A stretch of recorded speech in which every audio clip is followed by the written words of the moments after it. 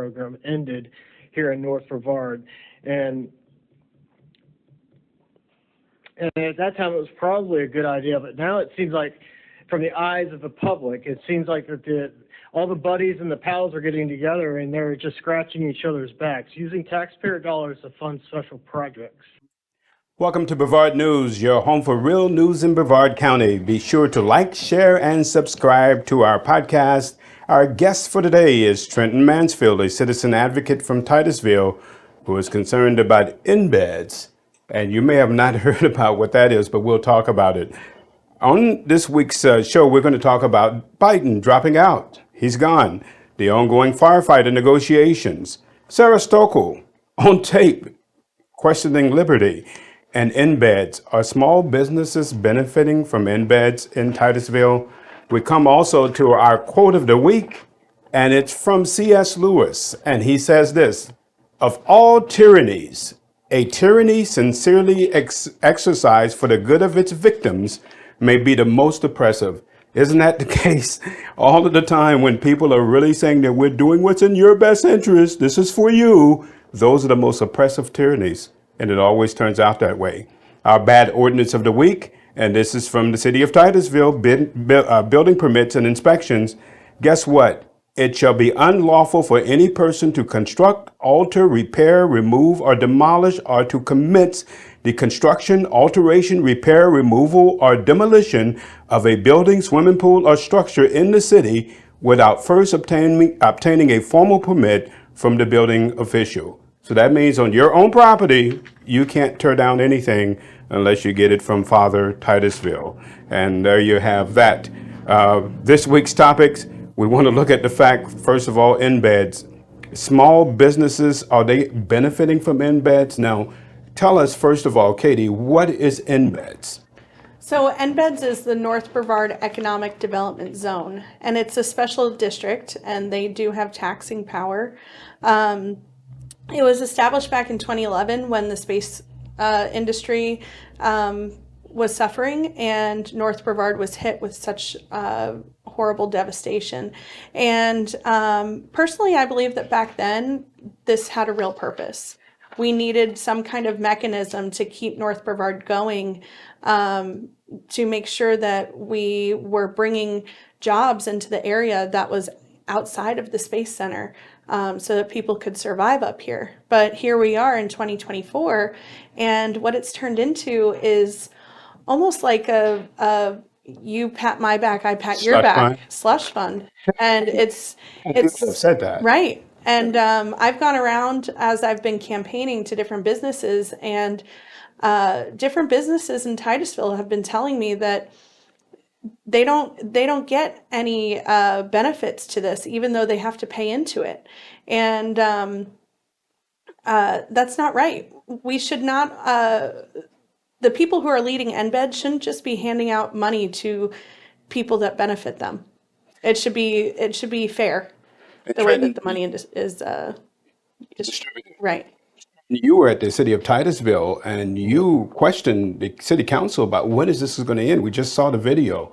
Yeah, my question to him was, when does it end? And of course, the city of Titusville had no idea. So they brought up the guy, and he enlightened me that it was 2041, and I was absolutely shocked. I mean, where I come from, Lake County, we have a North Brevard hospital taxing district, and it's a slush fund for the hospitals. And I'm not necessarily against that, but I don't believe that government should be giving. In that same meeting, I talked about 501c3s. I don't believe the government should be picking winners and losers in anything.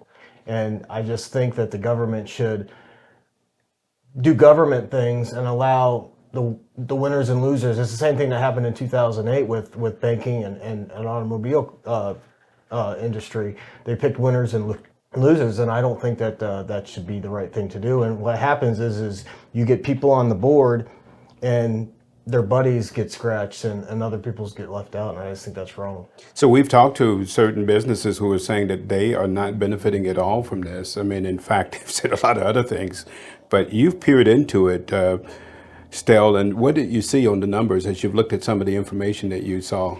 on Well, some of the NBEDZ? information I'm seeing is that they have done a lot for these major corporations in the space industry, like Blue Origin, giving them $8 million, and they've even had some failed projects where they gave millions of dollars and they ended up saying that it was too much money and they needed to rent. And so I'm just digging through, I'm looking through the minutes, and I'm finding that there's a lot of familiar names on these minutes, like Dan Diesel and Mkhitaryan, who's the CEO of Parrish, and it makes you wonder, there's already trust eroded with the government here in Brevard County. And so when you start peering into these different boards and these different entities that are also dealing with our money, our taxpaying money, whether it's grants, it makes you concerned and wonder, how is this being influenced? The same hands are in the cookie jar, right? Oh, yeah. And you just see it over and over and over. So you got Jordan's on this board as well, Since its inception, he's been on this board, and as well as being on also the board of the Parish Parish Hospital. Hospital. And so there's many people who are connected with NBEDZ and Parish Hospital and our local politicians, and it's just so few people should not have so much power. That's what Same breeds people over and over again. You continue to see the same people in every situation over and over Reminds me of again. when Obama was president and he was giving money to the failed solar company. I forget the name of it, but the failed solar company. Government monies were going to them, and they failed. And you're right. You got the same people, the same exact names that are controlling everything, and they're on this board and that board. But it's like scratching each other's backs, and it's wrong. It's wrong. The government should do government things and not pick the winners and losers of any business. No, business A, just like I said at the meeting, business A isn't more important than business B as far as the government's concerned.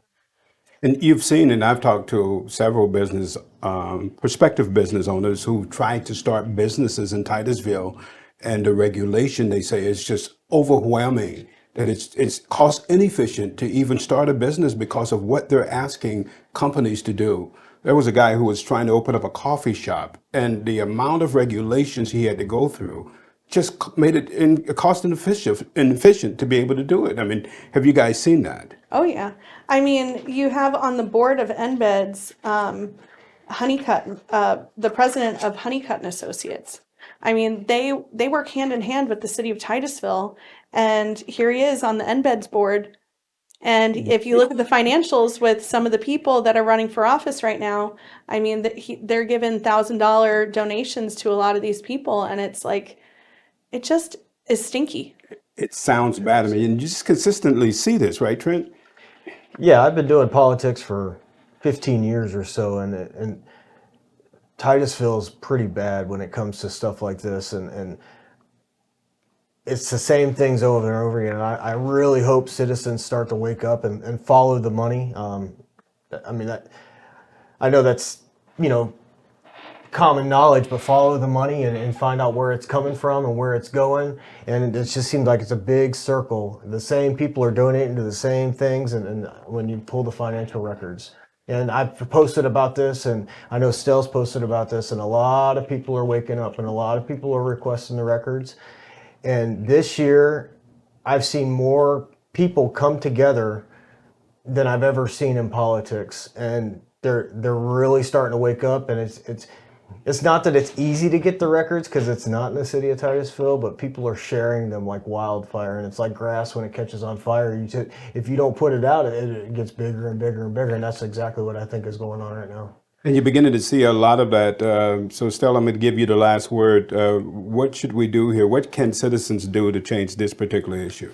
Well, first and foremost, they need to get informed on what this even is. I could probably tell you right now, a majority of the residents in this county probably have no idea what NBEDZ is. So this is the perfect start to that, right? Having this conversation and getting it on everybody's radar so that they start looking into it and really learning what this board is. But your biggest opportunity here is coming up in August for the primaries, and in November is to vote for the right people, because the reason being is those are the people that are appointing the members to these boards. So you have the District 1 County Commissioner. They appoint 3 members to this board. And then you have the City of Titusville, who's also appointing to this board. And whoever you get in that seat, they can make the difference. They can, put forward anything on this NBEDZ that they feel will help benefit these small businesses in the community more than potentially any kind of corruption that's happening within the board. Which is a big thing. The next county commissioner for District 1 gets to appoint 3 people to this NBEDS committee. Excuse me. And so that's a huge thing because they can have a huge impact on whether small businesses are getting a voice in this structure. So thanks for that. We do have also news that came out today about Joe Biden. It looks like Joe's not going to make it, Katie. He drops out of the race. Your thoughts? I think that, frankly, he should have stepped down a long time ago. The people could see it, obviously, that his health is declining, and that's very unfortunate. I'm personally glad that they made this decision because, the United States, we are the biggest superpower in this world, and if we don't have strong leadership, we all suffer. So, what do you think, Trenton, as you see Joe Biden leave? Now, he's not leaving office, but he's actually dropping out That's of the race. concerning too, because if you can't run for president, why can you run for how can you run the country? Exactly. And so that's concerning too. But it's early yet, and it seems to me like they're all going to back Kamala, and we'll see what happens. And That's a joke, right? the Clintons have backed her, and a couple other people have backed her, and we will see what happens. It's just going to be the giggler in chief. I guess. What do you think, Still? It's a good thing. We all see what happened during that debate and his health, and it was really horrifying for me to watch this elderly man. It felt like elder abuse, to be honest with you, and we see it often in Congress. And I think this is probably the first step that needs to be taken to tell people we're done doing elder abuse in Washington, D.C. Let's stop this nonsense and get people that have sharp minds and ready to, hit the ground running. So I personally am glad that they made this decision. And I don't know who they're planning to back. Like you said, you thought it was Kamala. Who do you think it's going to be? I think it may be her. I think that's going to be the easiest choice because I think there's legal issues in the upcoming changes, and I don't know who else will be able to get those contributions that Biden got. So there's a concern there. The money that Biden has gotten, I believe, if Kamala takes it, that money is still on the table. But Okay. I think I don't know the exact legals of it, but I think it's on the table. So The issue is then probably not who's going to be president, but who's going to be the vice presidential candidate, right? Right. probably Okay. going to be Gavin Newsom, or I've heard Whitmer out of Michigan. Oh boy. So we shall see. The next thing we have going on is the firefighter negotiations took place this past Friday. You guys were there. What happened? So it was pretty great. We had a rally at 8:30 in the morning before the fire negotiations, and probably about 40 or so firefighters showed up again to come and rally for better wages. And unfortunately, the county came forward with the same. There were a few different numbers, but practically the same proposal. And so it's nowhere near where it needs to be. The fact that the sheriff can come in and ask for $8 million and get it Rubber and get an stamp, applause, basically. basically. And our firefighters can't get a livable wage. It is so wrong. It's not just the county. So when you say the Right. county, it's the person representing the county who is doing the negotiations, Commissioner Abate. Well, manager, he's the city man or the county manager. He is not doing the negotiations. They have hired a third-party attorney who gets paid over $300 an hour to do this negotiation. And County manager plays a huge role in this. yes, as to in whether the or not- planning of the yeah. budget and whatnot. And so really the county manager, I personally believe he has a vendetta against our firefighters, and it's absolutely ridiculous. He should be ashamed of himself. But the biggest thing is that the we did get a small win because the attorney finally did acknowledge that they have been asking for higher wages in the veteran firefighters, not the newbie firefighters. So, Which is where the problem is right, retention, right? exactly. Okay. So hopefully the next negotiation, they will make further changes. The fire union is going to come forward with their proposal, and it's still an ongoing thing. We got to keep the pressure up. What happened with Stell, what you saw? It felt like I was at a car dealership and we were sitting there and they come in with their numbers and they kind of, you say, this is too high. Poker face. And then you go back to the office and what they do is they switch the numbers around and they just rename stuff and they say, oh, you got $3 less. This is a much better deal. And so it was a very interesting negotiations to watch and just, I give the firefighters so much props because they've got some smart people on their side that can see right through what they're trying to do. The sad part, Trenton, is we're losing a lot of people out of the Brevard County as far as the firefighters are concerned. Yeah, my dad was a firefighter for 30 years in Orange County. So, and he lost some of his stuff early on in his career, so he wasn't able to make it up as high as he wanted to do. And I got a question. Have they given us a number that we have to organize around, or do we still not know that imaginary number? Because I know a couple weeks ago the question was, is there an actual number that we can negotiate around, or are we just still, did they not come up with that? They didn't give a firm number, unfortunately.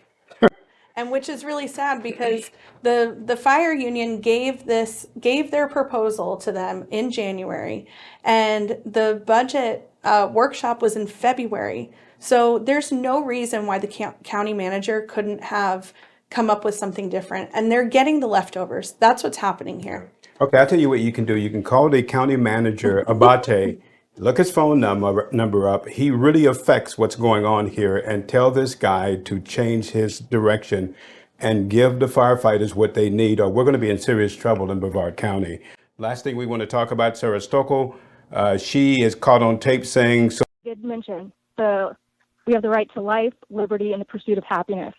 And I think sometimes we get so hung up on liberty and we kind of confuse that with freedom, which liberty means freedom with restraint. And sometimes we have to do some things for the betterment of our community, for our country, for people's lives. And I think that does need to remain number one. we get so up on liberty, and we kind of confuse that with freedom. She was saying, and this was back during the COVID period, that she thinks that we are overplaying liberty. Are you kidding me? Is she in government? Are people asked to read the Constitution? This is mindless. Right. Were you there when this happened? I was there. I think it was during the mask debate it wasn't at the City Hall. It was actually at the firehouse because City Hall had some problems. So she called in because she wasn't there. But if you don't have liberty in this country, what do you have? I got a quote here from Abigail Adams. It says, "But a constitution of government once changed from freedom can never be restored. Liberty once lost is lost forever." So and she touts herself as some conservative, Republican, and I haven't seen it yet. So I would like to see it maybe before her term is up. I mean, but I don't know, but if you start taking away liberty, and I have nothing against anybody that does anything, but don't take away my liberty when it comes to me, so. Well, I think Bill Mick said it accurately, that there's not really, out of all of Brevard County, there's not one conservative, particularly on the county commission. You don't really see any conservatives in office in Brevard County. You see Republicans, but you do not see conservatives. Conservatives believe in limited government. Right. And I have not seen one in office yet that actually believes that or have acted upon that. And it's really just a shame. And when you have a public official saying that we are putting too much emphasis on liberty, this is craziness. Can I say one more thing? Yes. The city of Titusville just put out their proposed budget for September, and it's I think it's September 12th and the third week of September. I'm not exactly sure the date, but they're wanting to raise our taxes again, 3.59%. Again. Why, of course. So this will be 7 times in 8 years. So we'll see how Sarah votes this time. I mean, to see, because it's an election year, so everything's starting to change. So we'll see where they lie this year. And they don't have a taxing problem in the city of Titusville. They have a spending problem. Right.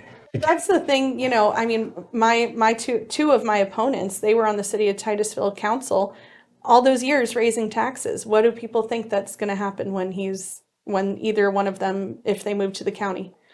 There's been no evidence to see that they are actually going to go in reverse at all. So let's bring us to my 2 cents. State Representative Randy Fine endorsed Katie Delaney in the County Commission District 1 race, and some of the highlights of what he said in his endorsement really is interesting. Notice what he said. And we want to look at 4 things. He said North Brevard has been ignored in order to enrich crooked local politicians and their friends. Check. She is the only candidate not tied to years of corruption at Parish Medical Center and the only one doing this to fight for you. Check. North Brevard can't afford 4 more years of career crooked local politicians. Check. And the last thing he said, it needs a regular person. It needs a mom. I enthusiastically give my endorsement to Katie Delaney for County Commission District 1. Check. Hey, this is what we think. We agree with you, Randy. If you want real change in Brevard County, look away from the establishment politicians. We've just talked about the fact they don't believe in limited government. Some of them, it sounds like they have not even read the Constitution. And so if you want to check a box for actual change coming up on the 20th of August, you'd better check the box for Katie Delaney, or you're going to have a long 4 years as to who's going to be in that county commission seat. And that's my 2 cents. Thank you for joining us on this episode of Brevard News.